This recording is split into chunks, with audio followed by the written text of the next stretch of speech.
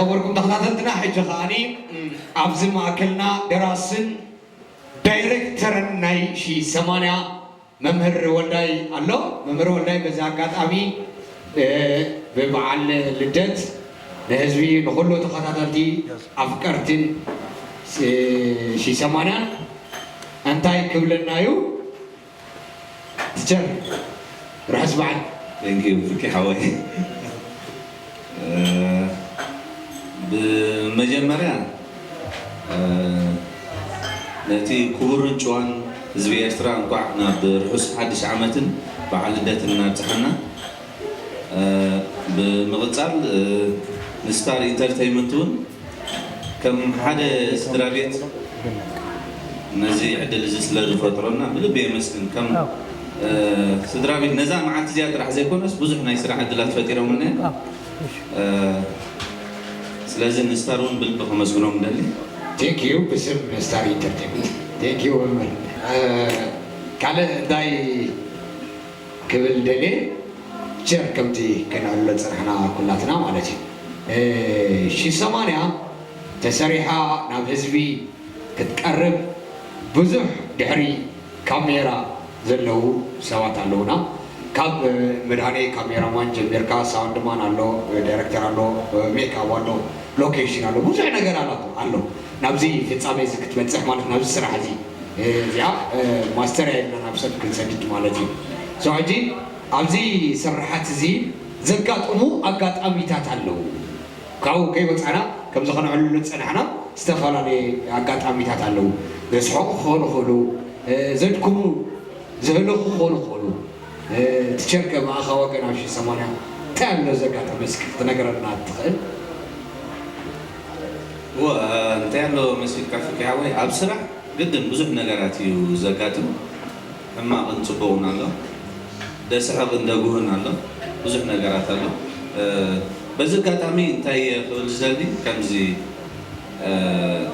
أودينسنا أنا 5 نزدالي بزح جيجاتات لنا بزح بدلات لنا نبدلاتنا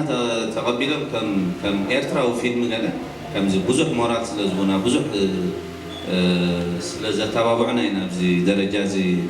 بس إحنا زلنا بزعبا أقاطعمتات بزح أقاطعمتات الله هم دول كوا دحرقة كله دحقوسة كله قال خاوس انتهى له هذا جزيس ناي بأساسي نيراتنا ميرون ويود حاوي مستوم نايتي دي جماعة باسبورلس كادم كمسي معصونا كانشلو لك بقى عنكر يترقيبو اجي كادم مالو ግን ፌንት ሆይኑ ወዲሁ عنكريتنا እንደህር ታሪምናስ ማዕረፍ እንደይታሽ ሙገለ ብርቱካን ዘለው እጂ በቃ ፌንት ሆይኑ እጂ ምናልባት ዕድል ተረኺብና ብመልክዕ ሜኪንግ ገለነቲ ኣውዲየንስና ሓደ መዓልቲ ነሪኦ ንኾን ከ ሰንቢድና መድሃኒ ካሜራማን ኣሎ ከይድና ፋርማሲ ኸይድናስ መድሃኒት ፎሶ አንዛምቲና ኣሎ ተፀሚሙ ነታ ናይ ጉያ ናይ ህድማ ገለ እንታይ ዳሕራይ ዋላ ትሰብ ገለ እንታይ ትጓዩ ገለ ይብል ነይሩ ግን ብጣዕሚ ተሃስዩ ገለ ሕጂ በቃ እታ ናይ ጉያ እንታይ ትጎይ ሆኖስ ከመይ ዝብል ገለ ብል ነይሩ ሰብ ግን ከምዚ ስለ ዝሰሃረመ እዩ ስለዘይፈለጥ እዮ እምበር እሱ ሳሪ እንታይ ሽሙ እዩ ሕጂ ከምዚታት ኣሎ ልክዕ እውን ኣብ ሓደ ስእሊ እውን ምስ ክልቲኦም ደቂ ሓቦይ እናሰርሑ ከሎስ ከምዚ ናይ ድራፍቲ ጥርሙዝ ኣልዒሉ ክሃርሞ ከሎስ ልክዕ ረኺብዎ ገፁ ክግጭቦ ክብል እዩ ክግጭቦ ክብል ሲ ገፁ ረኺብዎ ኦኬ ሕጂ እዚ ስለ ንሓቦይና ብኤዲት እዩ ብገለ እምበር ከምዚ ገፁስ ሓቢጡ ደም ወፂኡ ማዓደም ይፈሲሱ ገለ وحجي كسب كنزي أقدامي تاتالو كم زس حقك كحالو هذا معلتس أنتي تواصيت الناس راح تخلص ديالوج كفيو ديالوج كفيو درع على جزات ميتا الجنس سألي ناي مريم مدينة لهم نير قطامس أجي بدأ لي حمل بس ما داني ألو كاتيلا تقول صار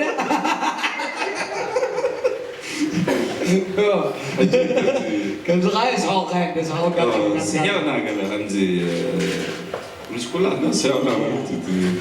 ما كان إنه يا بصراحة طيب تي أودينس دي فلتو بزح نجارات له بزح زاتات لنا بزح شجرات لنا بزح كم زات حبسنا نحلفو نجارات له أجي maybe هذا معلتس بملك ميكينج يمنا جلس كان أمان متان كون سلزربات راح يكونس أمان متان كون نزرقو حينا بملك ميكينج أراي كبرات تخاتنا بس قاتمي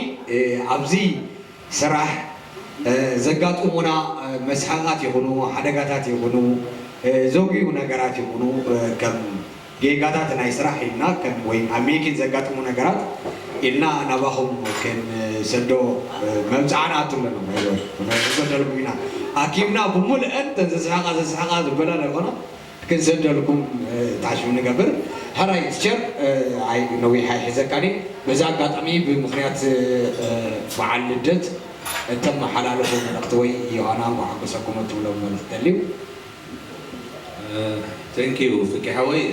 كم زي زوركوها نتي كورو جوان زبيرتا أبدك أوشتي أبسدت أبعد زلو بحس حدش عامة لدتني ورنا بلبينا نتي تخاطات لنا نمسكنا مسحمنا مزقامنا معنا فتاوى بعزبورو زوج نجارات له سلازي دقيمة دقاقيمة كل زبيرتا بحس حدش عامة بعد لدتني ورنا كاو مغزال أنا بعد هذا نبو خلطة العثنين كم زي مس كترنا فوقنا إذا كنا بعد بيتين لني سلازي بزكاة أمين والي سيمونا نودي ديف بعد بيتي سلام ردي بس حدش عملت ندت نبلو موصل كا أبو يعدي حواتي بمولو بس حدش عملت بعبيها رمزنتي مش كيدا حلل جلزتها عنا أو دي مسناها بس حدش عملت نعود راح زي كونس كم زي نزمال زما هدز زلناس كم زي داي مش عدلنا يا هاتينا تي عدلاتنا عند حفظة تتكلمنا بس كم زي ناب ربحنا مكيروينا ستار بزوح عدل فتيرنا له نزع عدل زي تتكلمناس كم زي مس حزبنا مستعذبينا كم زي عبيتي سنة بوانا كنا نقدر بزوح نقدر استرفنا له نتي مورال نتي عذابنا نتي حزبنا زليو خبانا نخنا مال مش كم زي قال نوتا أخالون عمني هبنا لازم نزوم عبد الله كابو لهم هياتاتي مسارحتي بحوس حديث عمت بولنا مش بصبغنا يسرع منفس نتي عودين سناس دليل مالت شمناس نتبوا يعني من الباسترفنا نجارات كله خلقهم لازم حزبنا كنا حب صوتي كابانا تبين نجارات في نكبر متعنات ولا عمت بولنا عمت سرح عمت بتسجلنا عمت تبوا نجارات خلنا نخا عنون تسفيس لازم أبزي مسايز اللون خواتيون بلبي مسالحتي تمالالاتي تحققت وينا شجراتنا نفتحنا نتي كابانا صبه حزبنا خا أنا حبوسن صبوا سرعات كنسالحن كم زي تحققسي نتحققس كم نتحققسنا جلس هذا صبوا درجة من بتزحنا إيرتران سدة عين فناني سدة حلناني أبزخنا يكون بوتاس كم زي نسرح بقى سرحنا شمنا شم هجرنا شم زبنا نتوع علم زي يقولنا أجهم نسرح نزعل كل نجار بسرح زي كيريلا المنت عنا نهبنا thank you chair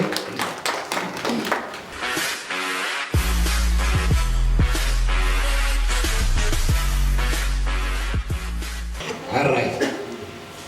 زخبركم تخططتنا جنا معات سأجار اللو تريوانهم كلهم درستخن فتحهم هنا كلهم كاميرا ماناتنا إديتراتنا باب حدا كن فتحهم هنا الرأي عبزي بورني كاني مدهاني اللو እስኪ መድኃኔ ባዕሉ ንነፍሱ ከላሌ ናይ መድኃኔ መዳ መጀመሪያ ፍቄ ነዛ ዕድል ስለዳካኒ ኣብ ልቤ መስግን ከምኡውን ስታር ኢንተርቴንመንት ቻናል ተኸታተልቲ ኩላትኩም እዚ መደብ እዚ ትከታተልዎ ዘለኹም ኩላትኩም ከመስግን ፈቱ ርሑስ ሓድሽ ዓመት ርሑስ በዓል ልደት ክኾነልና ይምና ያው ባዕለይ ከዓ መድኃኔ ገብረ ኢየሱስ ይባል ካሜራማን ይባል ዳይሬክተር ረጃጅ ብዙሓት ክሊፓት ሙቪታት ኣብ ብሰራሕና ምን ኣብ ምስራሕን ንርከብ ሕጂ ማለት እዩ ኦኬ ሓራይ መዳ ከምዚ ክነግረኩም ፀንሐ ዳይሬክተር እዩ ካሜራማን እዩ ኤዲተር እዩ ንሕና እውን ኣብዚ ስታር ኢንተርቴንመንት ዝፍነዋ ፊልምታት ገለገለ ዝረኣኹመን ኣለዋ ካብ ኣደይ ዓብለላ ጀሚርካ ስጋብ ሕጂ ስጋብ 80 ደለዋ ገለ ዝሰርሐን ኣሎ እስኪ ንሕና ዘይንፈልጦ ግን ክንደይ ዝኾና ክሊፓት ዝሰርሕከየን ኣለዋ ክንደይ ዝኾና ፊልምታት ካባኻ ሕጂ ናብዚ ስራሕ እዚ ኦልሬዲ ካሜራማን ኮይኑ ካብ ዳኣቱ ኣብ 3 ሚኒት ገለ ይኸውን ተሰርሐ ስራሕቲ ማለት እዩ ብትክክል ቁጭ ኣሽመኩምኩ ኣብ ስታር ከዓ ኦልሬዲ ስታር ገና ሃይልና ክንጅምር ከለና ተመስገን ኣለዋ ብለ ኣቴው ሰለስቴና ነርና ኦልሬዲ ክንጅምር ከለና ካብ ሽዑ ጀሚርካ ካብቲ መጀመርያ ሃይልና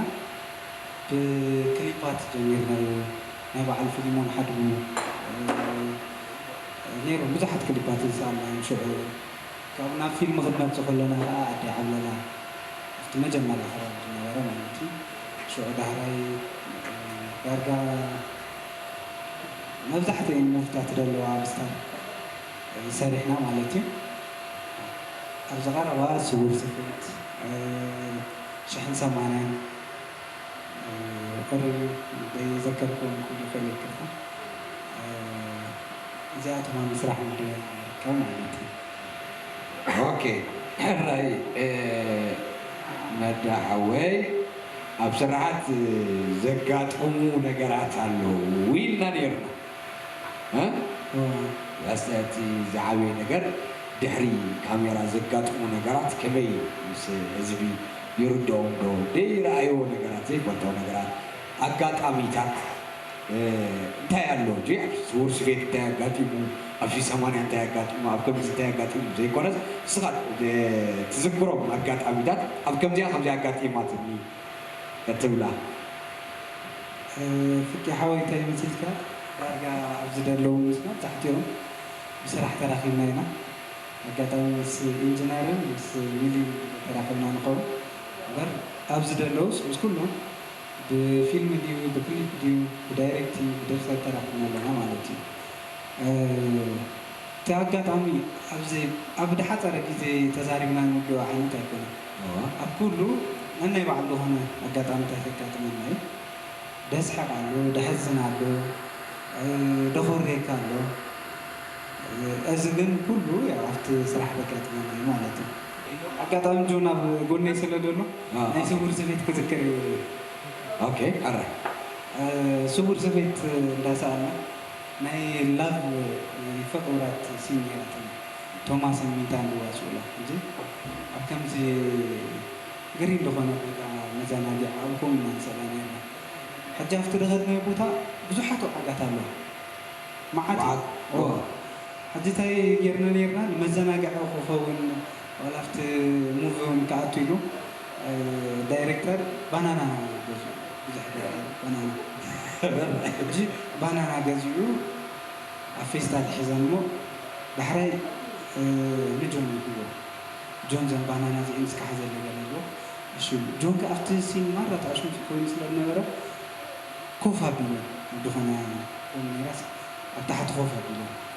ሕጂ ናሰኣልኩ ከለኹስ ዋዓግ ከቢበና ናይ معاتي صقع جون زن بانانا وعاقات الوا كمال بحرين زي بانانا تسال نونا دحان قال لي افتاسي جون تقول يسمع علي هذا بحرين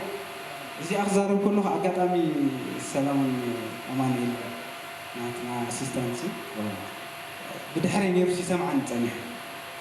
اجي سمعان نيرس قاسي لو خيدو كافري موجو بدحريت بتقوم تحابيو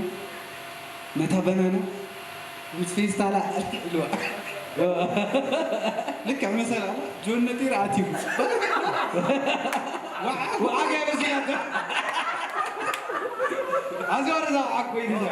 وعاق تاسي كات كوينا درجان 15 دخول سيل دوا بسحاب مخنات مالك وعاق مزيلو هو وعاق مزيلو كركات سلي وعاق تغير هذيك يو دعوة الرأي كذا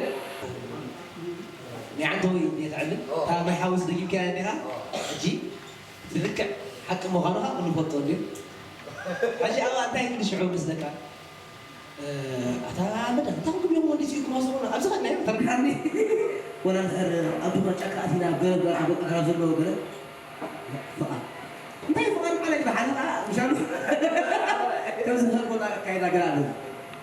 تعرف دني اسمع عنده تحر نسبوتي وانا دوانا جركاس ربيها دا سيقومها نعد غيرت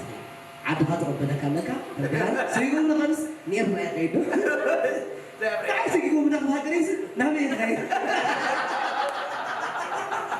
مش مرة يقول اسمع عنده ما سيقوموا غريب هو يدخلون يركب نهلك يا غاطي نهلك يا مسكون ما عايز يقوموا أبي يا غاطي كذي أنتي أبغى أقول لهم فيك يا حبيبي واي قول لي قال لك أنا من حقه ولا دي شرا حبي دفعي دخلنا أبغى different وعي وعي حجينا إحنا عارفيننا تمزجونه ብዙሕ ስራሕቲ ሰሪሕና ኣለና ሕጂ ኣብቲ ክንሰርሕ ከለና ደጋጥመና ነገራት ኣሎ ምስቲ ናይቲ ዓዲ ሕጊ ድኸይድ ስእሊ ክትወፅእ ኮንካስ ናይ ባህልን ቱሪዝምን ኣብ ከምዚ ይሰኣሉ ድብል ወረቐት የድልየካ ሕጂ ንሕና እንታይ ኢና ሒዝና ንከይድ ዝበዝሕ ግዜ ኣብታ ኦፊስና ኣብኣ ባዕልና ራይት ንገብር እሞ ኣብ ከምዚ ክንጋብ ደስ ብሎ ንሰኣሉ ኢልና محتم هاري نفر مالتي حجي زي أسمعني بكم تيلو منا بهنا حكوا بتجي بعدنا هنا خلوا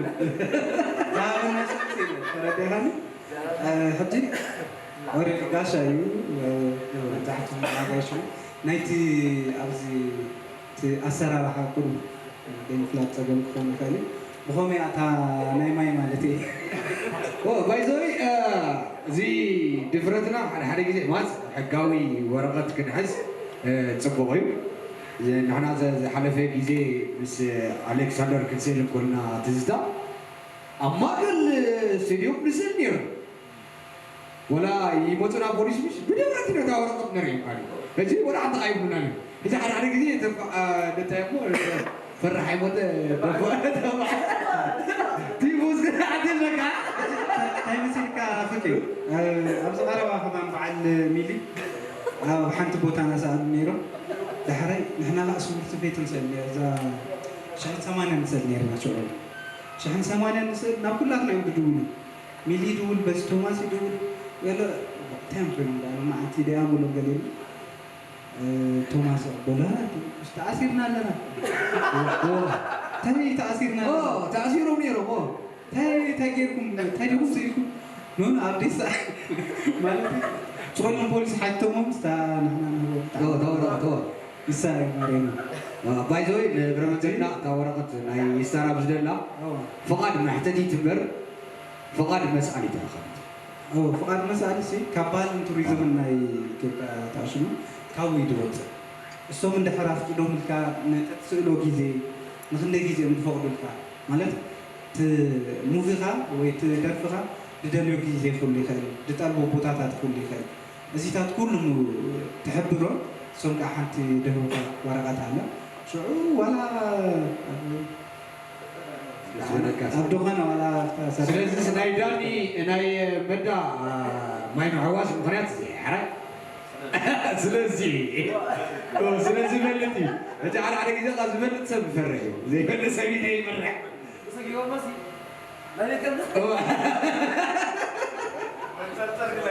بس حاجة قالها كلا يبدأ هو سقطني كان زي أقعد عم تات في كحول بزبي كان جزارة واجد عينه الزعمة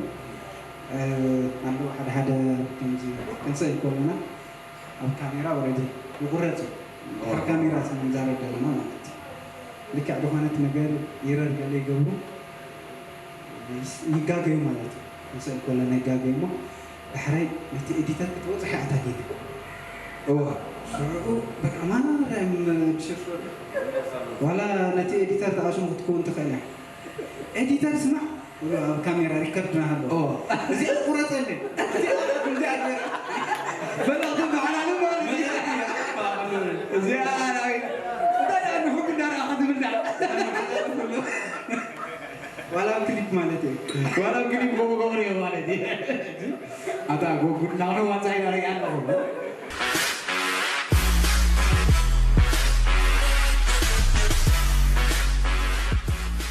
هراي بار مدحوي قدمي ناو كان مسغارنا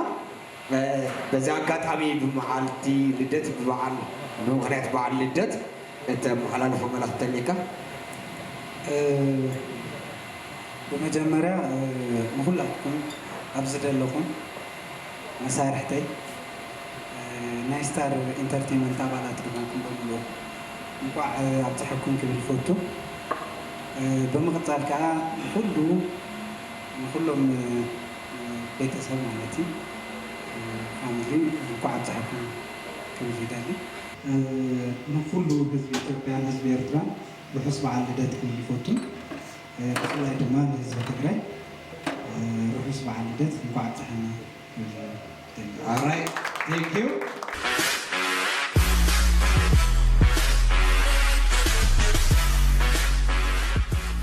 Thank you. All right, the microphone comes to Kenneth. دراسة دايركتور نايبيب أزلو أغضاء يبايع عكا اسكي عكا عب ستار انترتينمنت تاي سرعة خاصة كذا ما تابع كتير كلها كاو كنجمر ستار انترتينمنت نزعم بزي خطيرو ما بتبقى إيه كبار زحلفة جنبنا أنا سمح القدرو أزحج عمت من كانوا فعلي بمسجن كابز بمقصال بمولهم أبصراح طلب مالتي بكسب طلب كابز عابيو كسب زنا أسو إجرنا مبابوي نسبح زلنا سبب نقولهم كمسؤولين دلي مثل لايكا بعد ما أيامنا أبونا زغلة كنت معفورهم دغي مغيبلة مسنا أشتون مساعد بيتن استيل سلاح جزوي لله كمسؤول يدلي كله أبزي استار كابز مرتز فريق بحر كويلغا كلتا فيلم كوميدي كليب كتاول ساوند تراك أفريل لو سكاح جمالتي جي زي لك أقوله جن كل جزء أبت مالت نهي حبابيو إني تبغاليغا دا تمال على أنا غير سلزي حدا سبسل زفرية أفريل مالت هيكولا أتي بالحبيب ودما أبتي صراحة غير وزساتف لما تيجي سلز قبل اللي عود زغون زلو كان سلز قبل إنا خلا إزي أنا أفريل لو سكاح جمالت هاي كابون أبقى لقى كليبات سريع لهم مالتي أبزنا يستار ولا أفيلمات مالتي. أوكي، هراي أكا أبزي سرع زي زقات أمو أقات أميتات سندينا لهر كاميرا زلو لنا نتنكف دلنا بوزو نقر قات مخني هجي كم ناها كم فاني كزي بكا زقرنا نقات أميتات زي ويزا غوري ويزا سحاقا تبلو أقات أميتات نخلق نمسكي زينا متخكي ترابي متخكي تقول أطول جزء فكر زعبوسن زحزن كقاتم هاريان فليت الذكرى أب كوميدي لو كنا سمعنا خلنا بقى هادم لنا جزيرة يوم مهدا ما بيتوجع تبيت قدر يرو هني تصوموا لك يسوس على ولا حلو يعني ده كانوا تجيبوا هني أجي زيا حنتي تا كستاي تقبل نعم ولدي كل جزء أبو مريض ذكرى قال غا نبعل غا سغرام كي كافتا لو كنا سمعنا خلنا عند تصلتي نتياتنا جون سوق تبلنا تصل أبياتنا أنت أيتسجل كتبنا كتنا دابل كيوت ليش أنا أكيد لين هذا زورا أو أفتح كابيت سراي سالسيتي أبزا بيب داسر حنا غلنا جون يرومشت حدا جا ماكينة نسافر لينا جاي حدا جا ماكينة نميلات هاري ماتا تاكسي دنت داسر حنا غلنا وينا جتغام تاكيو حدا جا نايب حكي مسيلو ما يتجزاو تغمز كابو جلس بهال بتيو بنهار دانا درب بزوج ناس تنفسي بتو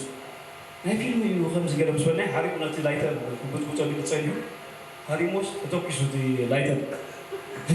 زغدا ده بشر نظام تجرب ديجيتال يقاتني هاي سالي نرجع قاعد اسمع هكذا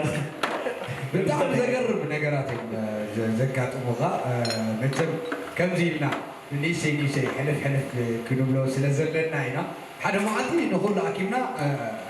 ፕሮሚስ ንኣቱ ኣለና ንኩሉ እቲ ኣጋጣሚታት ዘጋጠሙ ኣብቲ ሜኪን ክንሰዶ ኣብ ዓፂር ግዜ ተስፋ ንገብር ኣለዉ እዞም ኣመሓዳሪ ገዝ ኣለውን ኣሎ እዞም ኢና ክንዘራረበሉ እቲ ሰብ ድሕሪቲ ካሜራ ንሕልፎ ወይ ሂወት ከሪኦ ኣለዎ ኢልና ስለንሓስብ ኢና ደስሕቁ ኣለዉ ደጉ ኣለዉ ደሰንብድ ኣለዉ ገለ ኻዊና ክንጠቅስ ፀኒዕና هراي أكهوي بس أكاد بمعالتي بس معالتي زي كلاتنا سدراويت تبل سدراين هذا تأكيدنا بعلم جتنا بحسب زكاة أمونا جرات تزلنا بس أكاد بمغنيات بعل لدت تم حلال فوق ما نختار تليو بمغنيات بعل لدت كم حلال فزدلي بملو حزب إطراء أو اشتري وتعين زلو حزب إثيوبيا زي نفرز لنا فيدباك عندها وقيت حللوا أبونا إذا إيش يسرحنا أكم عبر سرحنا مورال عندها وأب إقدر نازل دلو تعزبتي بتعني كمسؤول مدلي أبزي حد شعمتك بس حد شعمتن بدتن كبرلون تصفى منه يقبل لقنا التي تسلي دلو زيتلا أتي سدد حاتيو جزء تبليسو مسؤول استحوا غفلو عمة السلام عمة الفرق ولو سمعني أمزي بس قط أمزي قلت سلامي. Thank you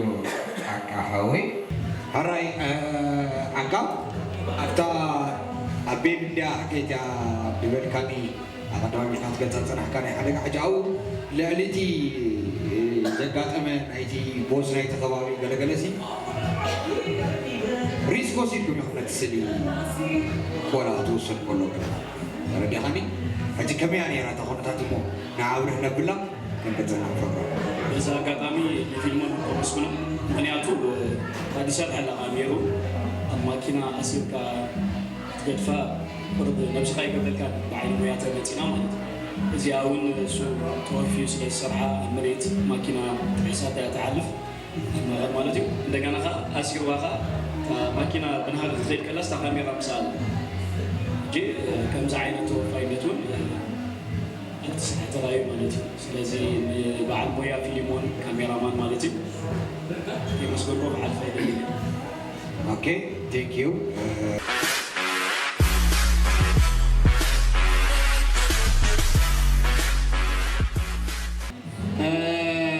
أتاخلتي أتي سكي أتي بعلاقة سكي بس حزبي نفسها اللانية مستعري ترتيب تاعي أخذ سرها تاعي مويا زلكا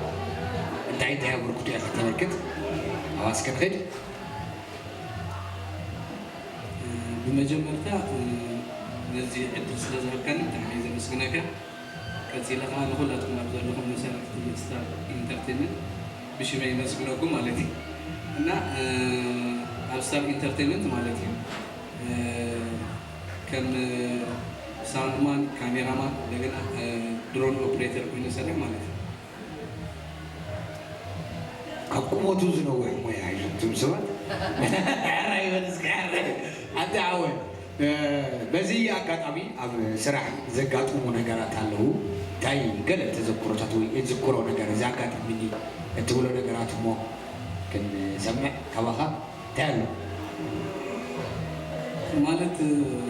ኣብ ኩሉ ኣብ ዝበዝሐ ስራሕ ብዝተፈላለየ ምክንያት ተሳቲፈ ማለት እዩ እና ብዙሕ ነገር ዘጋጥመካ ሓቂ ንምዝራብ ኣነ ዘጋጥሞ በዝሒ ካብ እሱ ዘጋጥሞ ዋላ ከቃባጥረሉ መፀንዕያ ካብ መዳ ጀሚርካ መምህር ኣሎ በዚ ዝተፈላለዩ ማለት እዩ ሚልሎ ብዛዕባ ይሲ ተዛረበ ጃኹም ይኽብሎም ፀኒዕና ብዙሕ ነገር ዋዕለኒ ገለ ብዙሕ ነገር ይጋግየ ስለዚ ኣነ ዘጋጥሞ በዝሒ ግን ገለ ነገራት ክብል ማለት እዩ ኣብ ብዙሕ ስለ ስራሕ ሰለስተ ይኽእለካ ተፍቅደለይ ሓሙሽ ፀገም እና ቀዳመይቲ ኣብ ፍሉይ ዝክራ ማለት እዩ ኣብ 80 እንዳሰኣልና ኮለና ኣጋጣሚ ሕጂ ኣነ ነቶም ካራክተራት ኣይፈልጦም ኣብ 80 ከዓኒ ኣነ ሳውንድ ስለሰርሕ በቃ ዋላ እንታይ ይብልሎ ኣይሰምዖም ናብቲ ድምፂ ጥራይ ገለ ከይኣቱ ወይ ገለ ኢንተረስት እየ ዝገብር በለ ኣይፈልጦም ሕጂ ኣጋጣሚ ኣብኡ ሓንቲ ካራክተር ኣላ ትመፅእ ልዋም ትበሃል ካሊእ ካራክተር ከኣላ ክልቲአን ኣብ ጣውላ ረኸባ ማለት እዩ ድሓር ይገራጭዋ እዩ ሕጂ እንታይ ክትብሎ ሰብዕ ኣነስ ነግራም እንዴ ናይ ብሓቂ ሕጂስ ጨጉሪ ሒዘ ክምንጭ ጫሳ ፍቅደለይ ገለ ትብሎ ነቲ ዳይሬክተር ማለት እዩ ገደደ ኧረ ገደለ ኣነ ሕጂ ሰሚደ በቃ ኣፍቅደላ ገሌለ ኣነ ዋላ ለሚነ ማለት ኣፍቅደላ ዋ ነግራም እንድያ ገሌለ ኣይፈለጥኩም ድሓር ሕራይ ገለገለና ንጅምር ናብ ስእሊ ንኣቱ ማለት እዩ ኣጋጣሚ እቲ ጓል ብጣዕሚ ንፈቶ ጁድያ ትበሃል መፅያ ነታ ምስኣ ትዘራርብ ነበረት ንሳሮ ማለት እዩ ተስቲኣ መንጭጨን ዝጣውላ ተናጓዓ ዋላ ንባዕላ ሰሚዳ ሽዑ መፅያ ናባይ ትሕቁፍ ናባይ መፅያ ነቲራ ሰሚዳ መፅያ ትሕቁፍ ዋላ ነሰሚዳ ብድሕሪ በቃ ነታ ውዘላ ነታ ጓል በቃ ፀልያ ኣብ ዝኾነ ክትመፅእ ድያ ዋላ ንመምህር ቀረፃ ተሊና ክትመፅእ ድያ እቲያ ነግራም ገለገለ ኣይ ገለገለ እሳ እኒኣ ብጣዕሚ እያ ንፍዕቲ ግን በቃ መቕባል ሲና ኣብቲ ፊልም ሲ በቃ መቕባል ሲና ነታ ካራክተር በቃ እሳተለ ረብሻሎ ባእስሎ ገለ ጨልባሓባሓሎ ማለት እዩ ስለዚ ማዕተ ግዜ መንጨጣ ኣብ ክሎዝ ኣብ ገለ ኣናጉዓት እያ ምስ ትጣውላ ማለት እዩ ስለዚ የሚናትካ ኣላ ማለት እዩ እዛ ካራክተር እዚኣ ሲ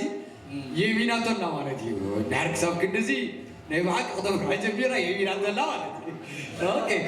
ሰው በዛ ኣጋጣሚ ጁዲ ብጣዕሚ ኢና ንምስግነኪ ንዓቲኸ ወእመን ክልና ንኻልእ ሰብ ወላ ሓንቲ ፀገም ድባነ የብሉ ዓረ ካልእ ኣጋጣሚ ኮይኑ ኣነ ኮካ ብጣዕሚ እየ ዝፈቱ ማለት ኮካ ንኩሎም ተስሓቁና ኮካ ብጣዕሚ እየ ዝፈቱ ኮካ ሰቲ ኣብ ግዜ ቀረፃ ከይደ ይጠፎም ኢኻ ሓንሳብ ይደልኒ ሞያ እንዳ ድኳን ወይ እንዳ ብሽኮት ኮካ ክደሊ ኮካ ክደሊ ይስጠፎ ሓረጊ ገዲፌ ሕጂ ገዲፌ ኮካ ተቐላላ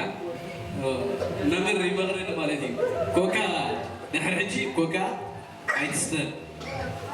ኮካ ሕማቕ ኢና ዓፅምኻ ገለገለ ኢሉ ማረቢ ከምኡ ተዘይብለካ ዘይገደምካ ያ ሕጂ እውን ኮካ ትሰቲ ኣለኻ ናይ መሽሚ ናይ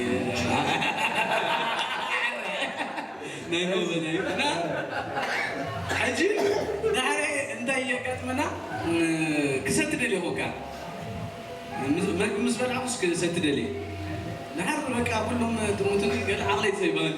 ዳር ነታ ወይተር ፅዋዕ ኮካ ምፅለ ገሊልያ ሓቢኣ በዚ ይሰቲ ነይሩ ሕጂ ሜሮን ረኽበን ማለት እዩ ወዳሓወይ እንዳሰተኹኒ ከጀብሰ ገለገለ ኢሉ ከይዱ ነግረለይ ዳር መፅስ ሰብ ተሓቢኡ ሽጋራ ስትምር እስራ ተሓቢኻ ኮካ ሰቲ ናይ መወዳእታ ሓንቲ ነግረካ ኣጋጣሚ ሰብ ኣብዚ ስለዘሎ እየ ነግረካ ማለት ከምኡ ትእዛዝ ኣጋጢሙኒ ይፈልጥ ኣሃድሪ ማለት እዩ ሓደ ሰብ እዩ ሕጂ ኣብ ኣዛዴላ ትብል ፊልም ከም ሎኬሽን ማናጀር ኮይኑ ሰርሐ እና እዚ ሓደ መዓልቲ ይድውለለ ኣብ ስራሕ ኢና ነርና ቀረፃ ኢና ነርና ይድውለለ ቴሌፎን ሄሎ ኣታክልቲ ኣቤት ንፅባሕ ዓርቢ ቀረፃ ስለ ዘለና ክልተ ካፌ ሓንቲ እንዳባት ኣዳልውለይ ይገርመካ ኣብቲ ሽዑ ሰዓት ንሕና ንባዕልና ሎኬሽን ብጣዕሚ ተጨናኒቕና ኢና ንደሊ ነርና ሓራይ ድሓነይ በቃ ሕጂ ቀረፃ ኒና ዘለና ድሓር ክድውለልካ የብሎ እታ ዘጋጠመት እዚኣ እታ ትእዛዝ ክድውለለይ ዘይኮነ ከተዳልወለይ ዝድውለልካ በቃ ቀጠድ በለ ትእዛዝ እዚኣ ቀጠድ በለ ትእዛዝ ቀጣድ እንታይ ሽሙ ይነገረና ነው አላታ ይነገረና ሩዱ ላሕንቲ ምሳና ስለ ዘሎ ተያርካ ይካና ተወጣወጣ ምስጉን እዩ ካብ ድሓር በቃ ሰጥ ኢለ ክድውለሉ ዘይኮነ ከዳልወሉ ጥራይ ዝጓይ ጀንጂ ዓዲ ዓወይ ሓራይ ዝኸበርኩም ተኸታተልትና እዚ ካብ ስታር ኢንተርቴይመንት ብምኽንያት በዓል ልደት ምስ ስድራ ቤት ናይ ጥበብ ስድራ ቤት ኢና ንዕልል ዘለና ድሕሪ ካሜራ ዘጋጥሙ ነገራት ኣጋጣሚታትን መስሓቕን ዘዕርቑኻን ሪስኮ ሲልካ ትገብሮም ነገራት ንዕይና ንፍትሽ ዘለና በዚ ኣጋጣሚ ብስመይን ብስም ኩሎም ዞም ቤተሰብ ናይ ጥበብ ርሑስ በዓል ልደት ይግበረልኩም ይብለኩም ክንቅፅል ኢና ዓዲ ሓወይ ኩሉ ነገር ክንበሃል ፀኒሕና በዚ ኣጋጣሚ እዚ ከዓኒ ሕጂ ስኻ ብምክንያት በዓል ልደት እተመሓላልፎ መልእኽቲ ተልዩ ወይ ናይ ዮሃና መልእኽቲ ተሕልፎ ተሊካ መጀመርያ ነዚ ዕድል ስለዝሃብካኒ ብጣዕሚ እየ ዘመስግነካ ካሊእ መጀመርያ ነቶም ኣብ ዙርያ ዘለዉ ብቐረባ መሳርሕተይ ኣብ ስታር ኢንተርቴይመንት ዘለዉ ኣባላት እግዚኣብሔር ዓመት ዓወት ክገብረሎም ይምነየሎም ማለት እዩ ብምቕፃል ከዓኒ ንኩሎም መታዓይትና ዘለዉ ኣብ ስታር ጥራይ ዘይኮነ ኣብ ዝተፈላለየ ነገር ምሳና ኣብ ጎንና ኮይኖም ብሓባር ዝዓዩ ብዙሕ ነገር ስፔሻሊ ናይ ኤርትራ ፊልም ፕሮዳክሽን ንምዕባይ ብጣዕሚ ከይተሓለሎም ኣብ ጎንና ኮይኖም ዝሰሩ ንኩሎም ርሑስ ሓድሽ ዓመት ክብል ይደሊ ማለት እዩ ካሊእ ንኩሎም ስድራ ቤተይ ስፔሻሊ ኣብ ደገ ዝርከቡ ብጣዕሚ ከም ኣሕዋተይ ዝሪኦም ይዕርፍተይ ኣለዉ በዚ ኣጋጣሚ ንዓኹም ርሑስ ሓድሽ ዓመት ይግበረልኩም እግዚኣብሔር ናይ ዓወት ዘመን ይግበረልኩም ክብሎም ደሊ ብምቕፃል ከዓ ንኩሉ ከምቲ ዝበልኩም ንህዝቢ ኤርትራ ዋላ ንኩሉ ህዝቢ ዓለም በቃ ናይ ተስፋ ናይ ራህዋ ዘመን ክኾነሉ ይምነ ማለት እዩ ስፔሻሊ ንህዝቢ ኤርትራ ንህዝቢ ኢትዮጵያ ማለት እዩ እና ኣይሆፕ ዓንቲ ወይ ዝብሎ ነበሩ ከዓኒ ኩሉ ኣብ ስራሕ ዘጋጥም ነገራት ሴቭ ንገብሮ ኢና ኣብ ስራሕ ብዙሕ ነገር እዩ ዘጋጥም ሓደ ነገር ክብሎ ዝደሊ ነቲ ኣውዲየንስ ዝከታተል ኣብዚ ፊልም ክሰርሕ ብጣዕሚ ይኸቢድ ከምቲ ዓንተ ወይ ዝብሎ ናይ ሎኬሽን ሽግር ኣሎ ዝተፈላለየ ቴክኒካል ሽግር ኣሎ ማለት እዩ እና እቲ ኣብዚ ዘሎ ኣርቲስት ንስደት በዲዩ እንደገና ነቲ ኣብዚ ዘሎ ፀገማት በዲዩ ኣብዚ ነገር ክበፅሕ ምኻዱ ዓብ ነገር እዩ እና ብጣዕሚ ዘተባብዖ ካብዚ ዝዓቢ ክሰርሑ ይምነየ ካብዚ ንላዕሊ ብዙሕ እኒያው ዝጀመርና ያለ ዝወዳእንየ ነገር ስለዘየለ እዚ ዓመት እዚ እግዚኣብሔር ረዲእና ብዙሕ ነገር ዓበይቲ ነገራት ከም ንሰርሕ ርግፀኛ እና ንኩላትኩም ብሽም ስታር ኢንተርቴይመንት የመስግነኩም ቴንክ ዩ ዓዲ ሓወይ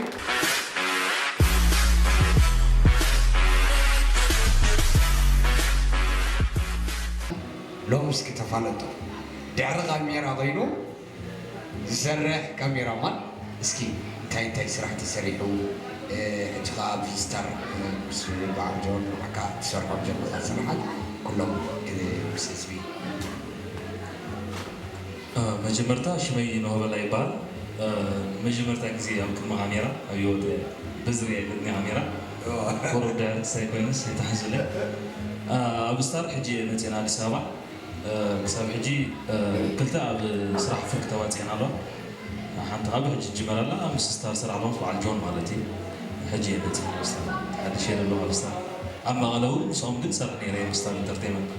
ኣብ ኢትዮጵያ ካብ ዝኣቱስ ምስ ስታር ክሳብ ሕጂ ዘለኹ ማለት እዩ ብበዝሒ ዝሰርሕክዎ ማለት እዩ ኦኬ ብሕራይ ንሓወይ ካሜራማን ንሓደ ተዋሳኣይ ብዓይኒ ሌንስ ጥራይ ክትሪኦ ከለኻ ዘጋጥሙ ነገራት እስኪ ብዙሕ ሚስጥር የትሕዝ ካሜራ ምሽ ገለ እስኪ ካብአን ሓንቲ ንኹላትና ነዞም ስድራ ቤትካ ናይ ጥበብ ስድራ ቤት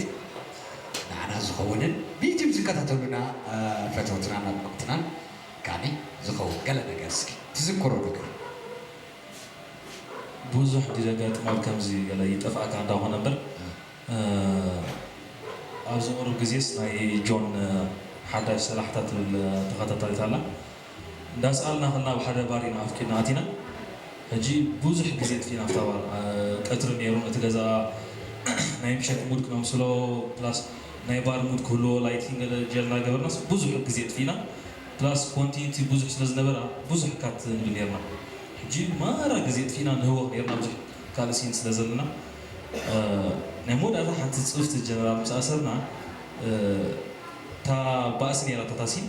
ታሲንካ ታሲን ምልእቲ ክትከይውዒላስ ኣብ መወዳእታ እያ እታ ናይ ባእሲ ሕጂ ብድሕሪ ካሜራ ኣነ ዳይረክተር ነርና ወላ ሓደ ሰብ ካልኣይ ነበርና ኣብ ደገ በዓል ሄኖክ ነይሮም ሕጂ ባእሲ ብጣዕሚ ባእሲ ነይሩ ፕላስ በዓልና ንውስኸሉ ድምፂ ነይሩ ብጥርሙዝ ምሰብረ ኤግዛጀሬት ንገብሮቲ ናይ ባእሲ ሕጂ ገናሕ ድምፂ መፅኡ ኣብ ኣክሽን ከልና ኣብ መንጎ ወላ ሓንቲ ኣይራእየን ማዕፆ ከይፍቲ ኣትዩ ሄኖክ ታረቀ ባእሲ መሲሉ ኣትዩ ማእኸል ምስኦም ተሓናንቕ ነቲ ሓደ ተዋሳኢ ፍታ ስራሕ ዘሎ ካልእ ካራክተር ኣለዎ ኣትዩ ወላ ሓንቲ ኣይራእየን መሲሉ ኣትዩ ኣብቲ ማእኸል ኩላትናስ ካት ክብል ኣይክእልኒ ኣነ ጆን እንታይ ዝኾነ ኣሎ ጠፊኦስ ጠጠው ኮይና ዋላቶም ተዋሳእትስ ይቕፅሉ ምስ ዳሃራይ ካቲልናዮ መሊስናዮ ሽዑ በቃ ምስራ ሲና ከም ብሓድሽ ሽዑ ነታ ሲን ደጊምናዮ ማለት እዩ መሲልዎም ንኸውን ንሶም ኣይደለ ኣብ ስምዒት ነይሮም እቲ ኩሎም ተዋሳእቲ ስለ ዝኾኑ ሄኖክ ምስ መፀሲ እቶም ተዋሳእቲ ሄኖክ ኣብታ ካራክተር ዘሎ ዶ መሲሎም ኹ ኣይ ቲንክ ኣነ ከም ዝርዳእኒ ይፈልጦ እዮም ካራክተር ናይ ሄኖክ ካልእ ካራክተር እዩ ምስቲ ኣውረሎ ሙዲ ኸይድ ካራክተር ከማ የብሉ ኬፍ ዘለዎ ካራክተር እዩ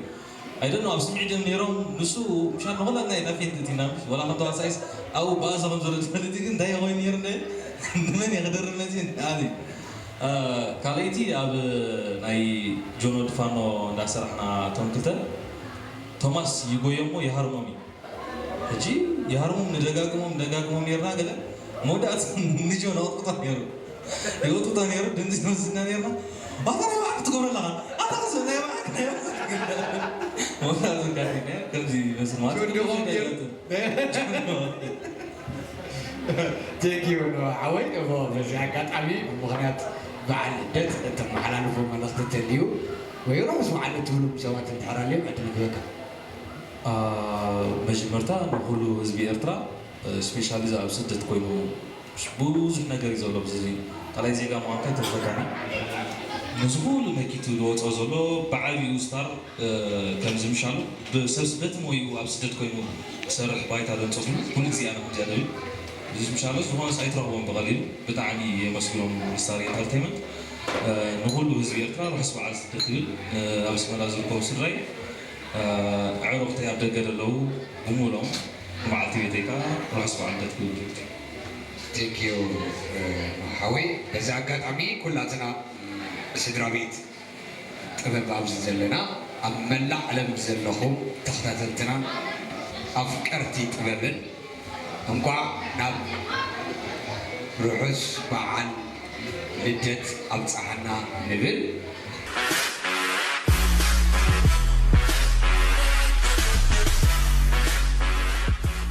ሕራይ ዝኸበርኩም ተኸታተልትና ሕጂ ከዓኒ ኣብ ማእከልና ዘሎ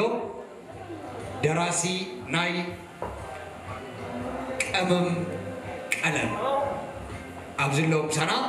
ሓራይ ኣለ እስኪ ነብስኻ ኣላልዮም እሞ ነብስኻ ኣላልዮ ንህዝቢ ቴንክ ዩ ፍቂ ሓወይ ሽመይ ኣሌክሳንደር ገብረ ንጉስ ቫንደር ይበሃል ኣብ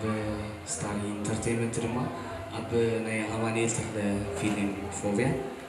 ሓደ ካራክተር ተዋሂብኒ ከም ተዋሳኢ ሰሪሐ ነይረ ሕጂ ድማ ቀመም ቀለም ትብል ፊልም ከም ደራሲ ኮይኑ ይሰርሕ ኣለኹ ማለት እዩ ኦኬ ፎብያ ተላዒለ ሕጂ ፎብያ ኸ መዓት መስሓቂ ነይሩ ኣካይዶ እንታይ ኣጋጢሙ ኣብ ቀረፃ ግዜ ዋላ ኣብ ቀለም ኣብ ህድቃሉ ድሕሪ ካሜራ ዘሎ ነገራት እንታይ እዩ እስኪ ንሸይ ያዕለለና ኣብ ፎብያ እኮ ሓቂ ሓሽ ከም ተዋሳኢ ስለ ዝነበርኩ ብዙሕ ዝዝክሮ ኣጋጣሚ የለን ወላ ኣብቲ ካሜራ ተኸድና ኣብ ስራሕ ንወፍረሉ ግዜ እቲ ናተይ ስራሕ ክሰርሕ ዝያዳ ዘሕልፎ ነይረ ኣብ ቀለም ግን ብዝያዳ ብፍሉይ ዝዝክራ ሓንቲ ኣጋጣሚ ኣላ ንሳ ድማ ኣብ ስራሕ ሰነድ ከም ካራክተር ማለት እዩ ንሱስ ነታ ዘፍቀራ ሳሌም በቲ ንሱ ዝኣምሉ ወይ በቲ ናቱ ፍልስፍና ንፍቅሪ ከረድኣ ወይ ከእምና ኢሉ ዝፈጥሮም ነገራት ኣለዉ ዓይነ ስውር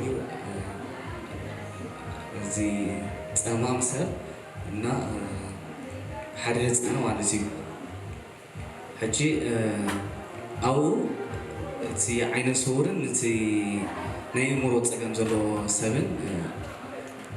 ነርና ከም ካራክተር እቲ ህፃን ድማ ሓደ ብቀረባ ዝፈልጦ ህፃን ብጎረቤተይ ዝነበረ ከም ጠባይ ነታ ስራሕ ንክሰርሓ ኩሉ ነገር ወዲእና ነርና ግን ኣጋጣሚ ንሕና ኣብ እቲ ንስእሊ ዝወፈርናሉ ግዜ እቲ ከም ህፃን ከም ጠባይ ዝሓሰብናዮ ህፃን ድማ ትምህርቲ ጀሚሩ ማለት እዩ ሕጂ ክንረኽቦ ኣይከኣልና ማለት እዩ ኣብ ግዜኡ ሰዓቶም ሕጂ በቃ ንስእሊ ምስ ወፈርና ህፃን ስኢና ብጣዕሚ ተሸጊርና ሕጂ ኣብ ከባቢ ብሄረ ፅጋ ኣብቲ ንስእለሉ ዝነበርና ከባቢ ህፃን ምድላይ ኮለል ኮይኑ ማለት እዩ እቲ ህፃን ኣይነበረ ትምህርቲ ከይዱ ኣድዩ ክትረኽቦ ይትኽእሉ ኢኹም ኣብ ትምህርቲ እዩ ዘሎ ኢላትና ብድሕሪ በቃ ህፃን ምድላይ ጀሚርና ኣነ እቶም ምሳይ ዝነበሩ ተዋሳእቲ ናይታ ስራሕ ቆልዓ ስጋ ንረክብ ኣብቲ ከባቢ ካሜራ ጠጠው ኢላ መጀመርታ ኢትዮጵያውያን ክዘናግዑ ኢሎም ዝመፁ ኣብቲ መዘናግዒ ማእከል ረኺብና ኣፍቂድናዮም ጓለይ ጥዑይ ገይረ እየ ዝፈልጣ ንካሜራ ዝኸውን ዓቕሚ የብላን ሕራይ ትብለኩም ናይ ገሌላ ኣብያትና ንእሽተያ ነይራ እዛ ቆልዓ ዳሓን ክንልምና ባዕልና ክነስርሓ ገሌልና ኣብያትና እንደገና ካብቲ ካምፕ ካብቲ መዘናግዒ ማእከል ወፂና ኣብቲ ኣብኡ ዝነበሩ ከባቢ ቆልዓ ረኺብና ዕርቡን ገለ ኢሎምና ብዓብዪ ብሂወቱ እናወሰድናዮስ ዕርቡን ናይዚ ቆልዓ ዓርቡን ኢሎሞ ዕርቡን ክፈሉ ቆልዓ ክፈለኩም ሲ ዕርቡን ክፈሉ ናብ ሓንቲ ስራሕ ሓንቲ ሲንያ ዘላትና ሓደ ህፃን ደሊና ከምዚኣ ንእሽተያ ሓሳብ ተጠቒምና ክንመርፆ ኣብዮምና ክንዲ ዝክንከፍል ክንዲ ዝክንበኩም ገ መቕባል ኣብዮምና ምስማዕ ኣብዮምና ኣማራፂ ነበረን ተመሊስና ብድሕሪኡ ከምዚ ምሽ ወጥሮ ኮይኑ እንታይ ሞ ነግበር ንተካእያ ዶ ወላ ንግደፋ ዶ ኣማራፂ ዶ ነምፅእ ገለ ብዙሕ ላዓል ታሕቲ ንብል ነርና ሽዑ ኣጋጣሚ ኣብቲ ከባቢ ክዘናግዑ ክዛወሩ ገለ ኢሎም ዝመፁ ኢትዮጵያውያን ነይሮም ካብኦም ሓደ ብሕብሪ ኮነ በቲ ኣቃውሙ ንዓና ዝመስል ማለት እዩ ናትና ስቶሪ ስለ ንሰርሕ ዘለና ንዓኻ ዝመስል ሰብ ክደሊ ግድን እዩ ካብኦም ሓደ ረኺብና ማለት እዩ እሱ ከዓ ኦሮሞ ኮይኑ ሕጂ ሕጂ እቲ ጠባይ ኣብታ ስራሕ ኣብ ቀመም ቀለም ከም ሰነድ ኮይኑ ዝሰርሕ ጠባይ ንዖም ዘምፅኦም ንዓ ጓዓብቃዓኪ ንኽብልዋ ኣብቲ ፅምብል ምስኦም ንኽውዕሉ እዩ ሕጂ መፂኦም እንቋዓብቃዓኪ እዮም ዝብልዋ እንቋዓብቃዓኪ ገለ ይብልዋ ሕጂ ሽዑ ከዓ እቲ ናይ ኦሮሞ ህፃን ረኺብናዮ ክንበካ ኢና ገለ ንዓ ክሰርሕ ኢኻ ገለ ናይ ሓባይ ኢልና መፂኡ ሽዑ እንታይ መፅያ ፀገም ትግርኛ ይክእል እዩ ጓዓብቃዓክስ ካበይ ከምዚ እዎ ሕጂ ኣብ ምሰምፀናዮ ከምዚኣ በዚኣ ሓሊፍና ናብዚኣ ከይድና ፊዮሮ ከነቐብል ኢና ሽዑ እንቋዓብቃዓኪ ኢና ክንብላ እስከ ድገማ ገለ ተሎ ኳኳኪስ ገለ ቋቋቂስ